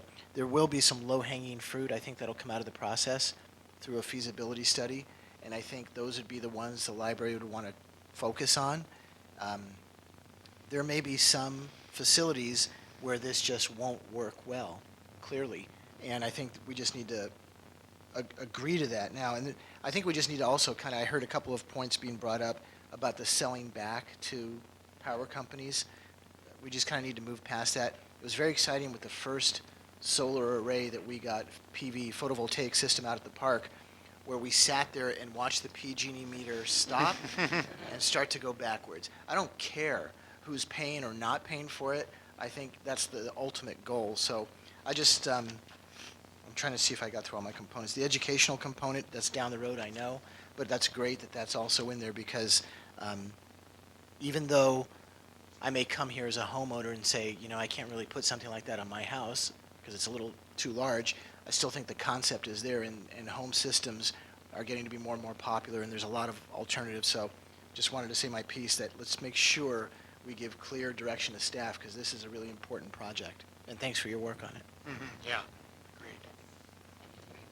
And I think in addition to that, the commission should make itself available. Commissioners make themselves available to go talk to city councils with staff, Or the city managers. well, whoever. It's probably is city staff. City staff to start with, but, in the various cities, so that we can begin the conversations with the cities and move this forward. So. Yes. I'd also would say that all of these people that are listed on this list will be happy to go with us and explain their programs further in detail.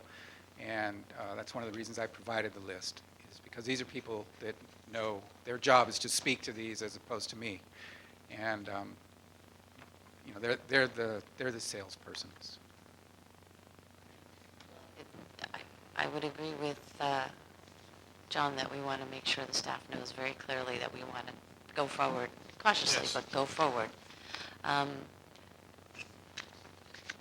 It doesn't sound like we're going to be, do we need a motion and to vote it down, or? No, No, that's okay. okay. And we have not opened this up for public comment yet, so is there any public comment on the discussion on our energy? Okay. Thank you very, very much.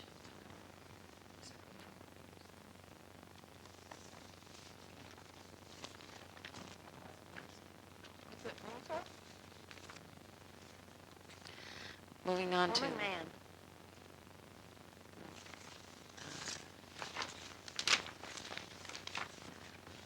Next on the agenda are discussion items, the management report.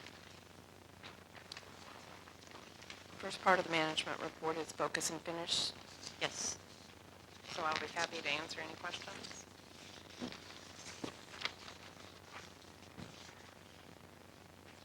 I might start by saying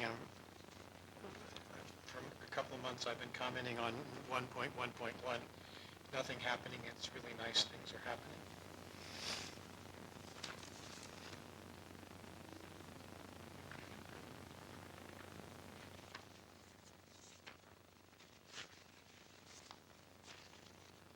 Are all the staff, all the libraries have staff?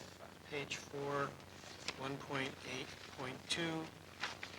Are all the libraries now, do they have staff kits for RFID? We just did Northwest this last week, So 2 they're- weeks ago. So they're all done now? Yes. You're talking about the RFID staff kits. Right. How is the telephone system debugging coming? We're still working on it.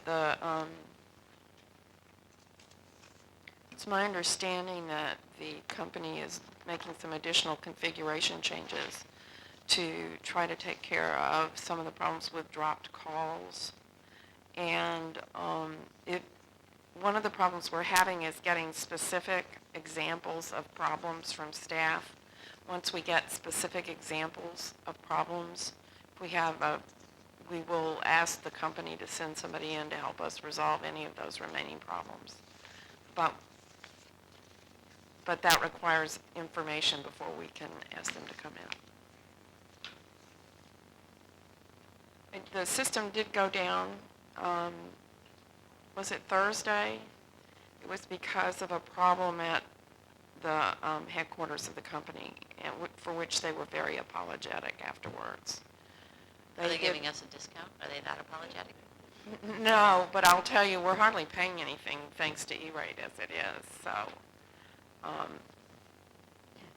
they felt that they had not communicated very clearly, as well as having had problems taking it down, having it go down for the better part of the day, so. Okay. I have a question on 2.1.3, the Petaluma book drop reconfigure. Any timeline? You can have performance management, or you can have a book drop. Whoa. You know, sorry. Okay. Can't do, right now, you've been pretty clear about what your priorities are, and I'm trying to get those done. But until those are done, I can't do a whole lot else.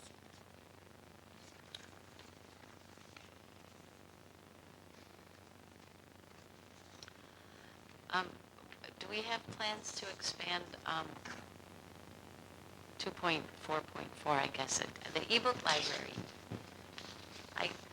I love it. Ebook is a headline. You heard ebook and you said Ebook, David.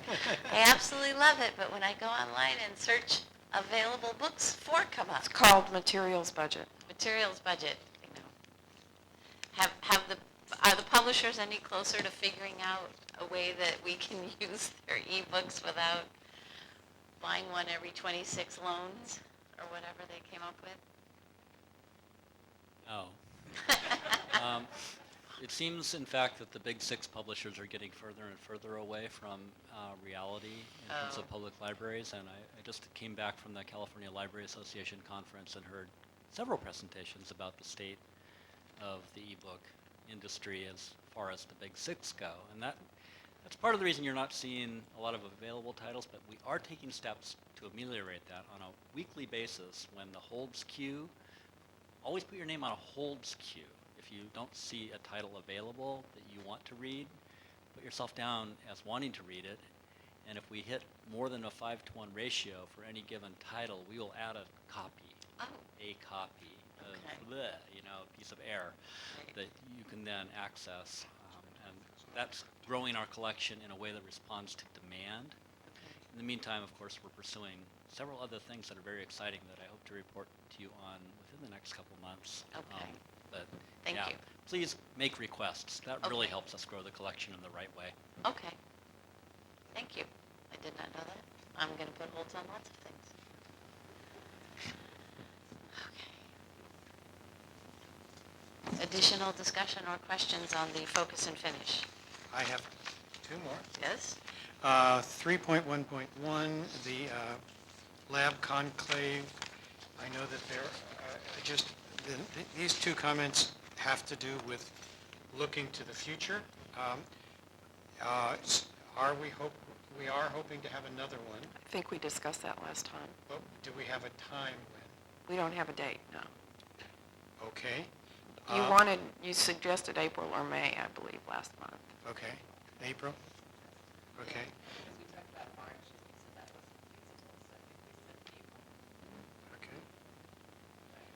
And I remember as we've reviewed the JPA, this is 3.3.1, that we discovered that we were supposed to be reporting to the Board of Supervisors once a year. And that happened in March of last year.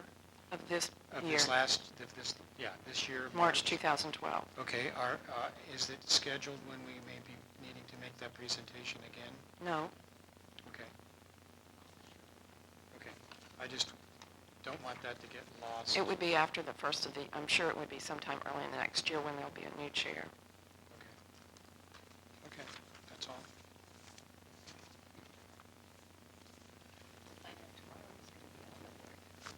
That's true. Maybe. You'll find out tomorrow. Or in the next few weeks.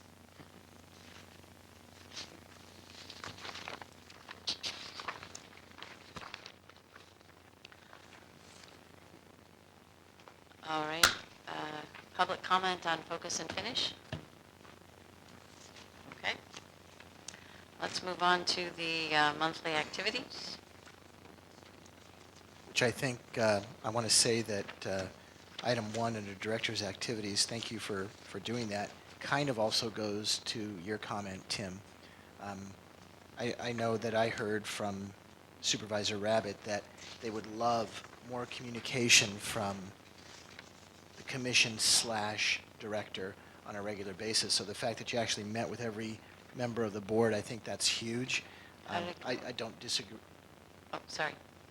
Oh, okay, keep going? Yes. I thought you were cutting me off No, because I I'm apologize. stepping down. That's fine. So thank you for doing that, number one. But I also think that, we need to have, I'd even suggest once or twice a year that commissioners have an incredibly brief, albeit presentation to the board if the need arises. But I think that level of communication is something that they would love to continue to have. So the fact that you did that, that's huge. I mean, that's really huge. So thank you. They were very clear that they expect to see me more often, me personally, and they had lots of questions. They wanted to hear, they wanted lots of information. Their idea of what a plan for communication is that I just show up more regularly to meet with them one-on-one. The best of all the meetings was with Efren, who clearly understands what a public library is and had me choking up and almost in tears when he was talking about what a public library means to people, a refuge, a place to learn. I mean, he just went through it, and his mother went to actually did literacy tutoring here, and he used to spend a lot of time here as a kid. So I told him, he reminded me why it is I do this job, which I tend to forget sometimes. But he was very eloquent. I was very impressed with that. They were all, they all had lots of questions, lots of interest. So it was time well spent. I just have a question about your number 3 activity. Can you talk a little bit about that? I just filled out the form, submitted it to this is for the Guerneville remodel. They had said, fill out the form. We still have all the files from our Department of Agriculture grant application. And one of their newest architects happens to be married to a librarian, and he got assigned coming up with sort of making the case for the project. He was going to a meeting Friday where they were, and he had not been able to catch up with me before he wrote it, but since he's worked on libraries and his wife's a librarian, it was very helpful, and he had done a great job of justifying the project. So what do you think the chances are of that happening within the next 5 years? I think that we'll be lucky I think it will be phased if they do anything. And they have so many needs. I've seen the list that was already from last year, and there are very few projects that make it. So I was just trying to get it on their radar. And even if they just do some of the things like help us reconfigure the service desk and the entrance and some of those things. We'll have, for ADA purposes, we will have taken care of that. Okay, and so I know it was based on that grant proposal. What if there are any changes that have come up since then, as far as, the group up there is talking about a teen room, and I know that was part of that proposal. Yeah, that was part of that one. But, is there any room for any other suggestions before they, I mean, I know they have to commit first, but. Yeah, I think we'll cross that bridge. I would say cross that bridge when we come to it. There's not a lot of space on that lot to do a lot. Might have to go up. So anyway, so when do you think you might hear something more about it? Sometime in the next few months. Okay, great, thanks. I mean, we'll at least know whether it was even got past the first hurdle. Yeah, thanks. Mhm.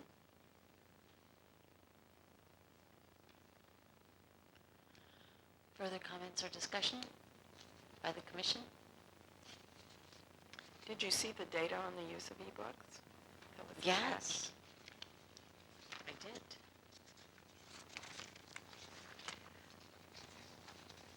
And audiobooks. They're very Yes. popular. Actually, I heard some speculation the other day, I think it was at the Healdsburg Lab, that what people hadn't realized the audiobooks were there, and some people, there's a theory that the use of the audiobooks has been, people have been encouraged to use audiobooks when they've gone to look for the ebooks. This could explain why I can't get those either. Yeah. I'm going to have a lot of holds. Yeah, no, I'm pleased that people are taking advantage of what is there. The audiobooks, look at that. We have almost 1,800 holds. Wow, that's great. Okay, public comment on the monthly activities? Moving on to the monthly status report. Anybody want to comment on it? Hopefully. Question, and you probably talked about this before, Sandy, so I apologize if you have, but what is the difference between the work plan and the performance review? Is the work plan something going forward after your performance review Well, is first you completed? do a work plan, which outlines Before the- expectations, right, for the year. Then, and you sit, and then you do your interim and the final based on that work plan. So you don't do evaluation until you've gone through the process of articulating very clearly what the expectations are. Right. It has competencies as well as key responsibilities and any specific outcomes that people are expected to achieve within that context. For annual reviews, you do the work plan going forward for the next year after you've completed a review. So they've done their performance But if you review. don't You have don't a do work the plan at all. You don't No, I do. understand. You don't do an evaluation until you've done a work plan and gone through a year Okay. on the work plan. In Okay. other words, you don't evaluate until you've been clear about the basis for evaluation. All right, so some of these overdue evaluations can't be done until a year has passed since the work plan. Right, and because a lot of people are, we've given managers a choice, if I'm not mistaken, of either going back and starting over or picking up where they left off. If there's been enough lapse of time, then they start over with a new evaluation. Or, for instance, for Matthew Rose and Lisa Musgrove, who are all new, they'll start from scratch with their work plans for their staff. And then, am I correct, in theory, you have a work plan in place, and then you use that work plan to do the end of the evaluation, and then you tailor the work Then you plan for update the the work next plan, year. yes. And then you use it for the next Right, year's it's a evaluation. cycle. It just keeps So do we spinning. have a time frame when a new employee is hired to get a work plan in place for them in a certain period of time? It's supposed to be done right away because for most of our staff, they're on a 6-month probationary period. So the work plan would be for that probationary period. So they do it right away when they're hired? Okay, thank you. So we had, I think, had a goal of complete 100% completion by March of next year. Is that Well, it correct? was catching up, not being, in other words, have no steps overdue Uh-huh. was the goal, as we Because it interpreted just seems like we need to realign some of this, because there'll be some work plans that haven't been in place Right. long enough. But by we will be March. caught up on the cycle. In other words, we assume that what you were talking about is everybody is caught up on the cycle of performance evaluation, which is a year-long cycle. I think that when we talked about it in our minds, it was like all the evaluations would be completed by March. So No, it's you good to, can't. I'm just having this Okay. discussion so that we can clarify that, so Right. we don't. You know what my work plan looks like? They all look like that, except they're simpler. In other words, they're all sort of, that's The basically format. the same format that we use with everybody. For most of the staff, there are predetermined key responsibilities, and everybody has the same competencies. So everybody in the same class, all the librarian twos, have the same, or more or less the same key responsibilities. Every year, and so you only add any one or two special goals within that for them. So it's much easier for the positions that are, we have a lot of people in that position. Branch managers, Keo's got the form's already there, everything's already done. She just fills in any specific outcomes for the branch managers for that year. If you have a variety of classifications, then it gets a little more complicated to do. Right, I'm just trying to think, because we're looking at this grid, and so for us, we're not going to know that this person's work plan was started this date, and so that their evaluation's not going to be completed by March. So I just don't want to have the discussion in March, where Sure. we're like, oh. Well, just look at mine. If you look at mine, I have 8 people that I have to do. Mm-hmm. I've done one work plan. So you can see that right now I have 7 overdue work plans, and the rest are zeros across, with the number of overdue items being 7. So that's what it'll look like. Whatever step of the stage a person is at for each of their employees, it'll show up as either having been done and being on schedule or being overdue. Okay, but it would seem like at the very least, all the work plans should be completed. Yes. That's 100%. correct. That's correct. And then those who have been completed for long enough where they've picked up will have evaluation. But They'll have interim reviews or annual But reviews. if I understand correctly also, they're staggered. I mean, not everybody's it's not like at this date, everybody gets their work That's plan correct. updated. and It's supposed to everything. be based on anniversaries, except for But the you management team, started which is kind of based fresh. on they're sort of staggering them. They're rolling, they're trying to catch up. The management team are all on the same schedule, though, because they're on the schedule from March 1st to February 28th, because that's what our schedule is for planning and everything. So it seemed like the commission would like to see the work plans all current, like soon. Because we Well, have 12 months after that before a we- performance review's done. Everybody's working very hard, but it's very time consuming to get those. The work plans are the hardest part, especially when you haven't had them in place and haven't had your meetings. So yes, I would say by the 1st of March, you want to see everybody has the work plans done and nobody has anything overdue in the cycle. Does that help? Mm-hmm. In other words, you want everybody on schedule. Yes. Thank you. That's what we assume, but I'm glad we clarified it. Any other discussion? Public comment? Okay. Let's move on to the financial report. And all feedback on this new format is welcome. Oh, I like it.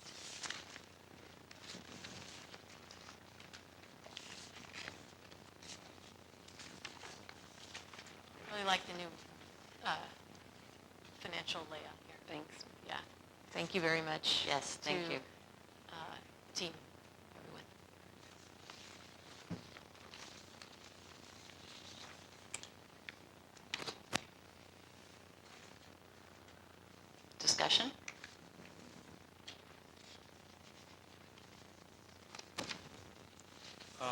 I noticed that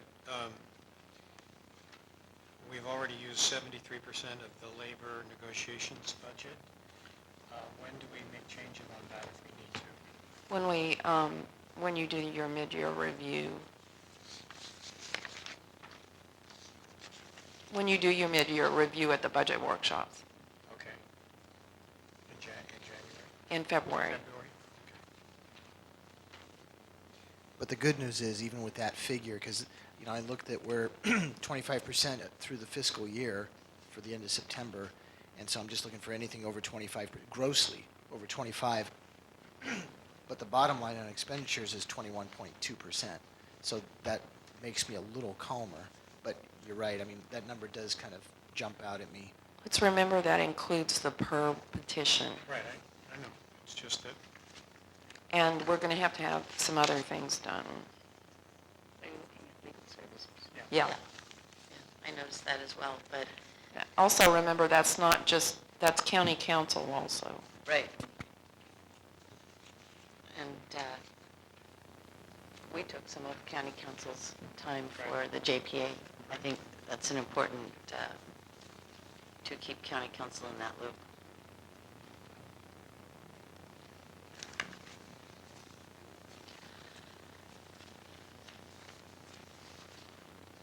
Further commission discussion? Public comment? Yes. I would like to comment on this. The contract we have with Lieber, Cass and Whitmore is for half a year. It's from July through December. So that's for $47,500. We're almost there already, and actually we probably are, because if you look at the general ledger, we haven't been billed for 2 months yet. So we are over 100% for this. And once we're over 100%, she's going to need a new contract. So the contract is less than $50,000. Or at least the last contract was for $47,500. So that's the reality of the legal. So this $40,000 for line 6610, that is a placeholder. And that's, not realistic. If It's I not. finish what I'm saying. Oh, I'm my sorry. point. Sorry. That is not a realistic number, and I really think that you ought to have some more further discussion on it. Thank you. We will in closed session. Yeah. Okay. I think it's also important to remember that's not just Lieber Cassidy. Right. there's another. Yes. Further comment? Yes, here. Would you ask her to stand up and... Ma'am? I'm sorry.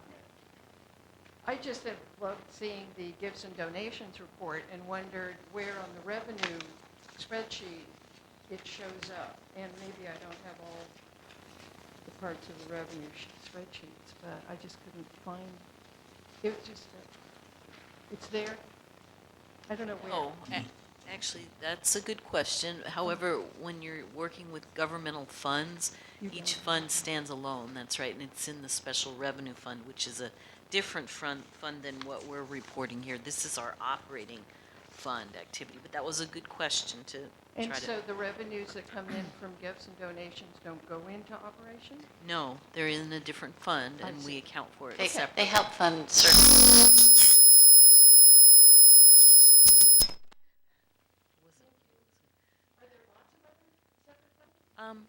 No, the library has the operating fund, and then there are 4 special revenue funds, cost centers. It's mostly because those funds are designated for specific purposes, so you wouldn't want them mixed in exactly. It was a good question, thank you. Sorry, this is just a follow-up. It's probably not even my place to say, but the contract for Kelly Tufo is $47,500.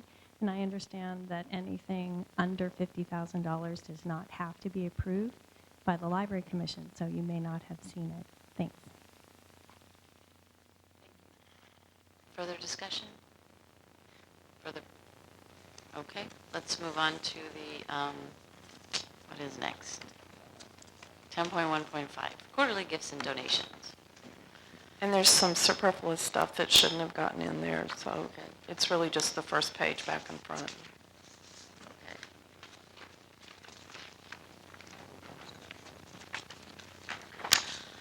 Discussion?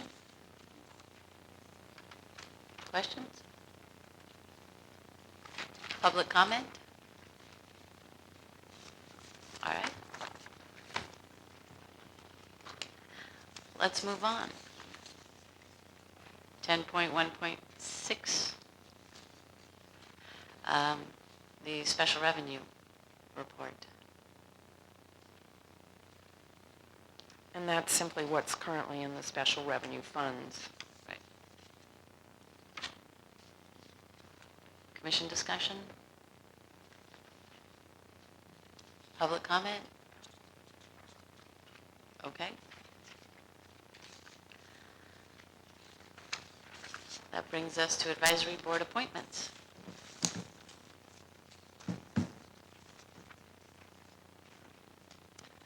I think there are 2 this evening.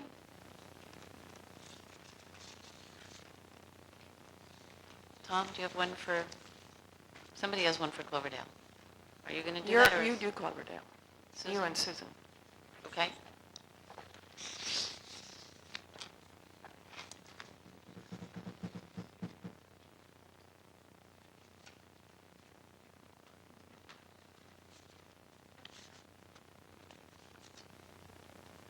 You can just say so moved.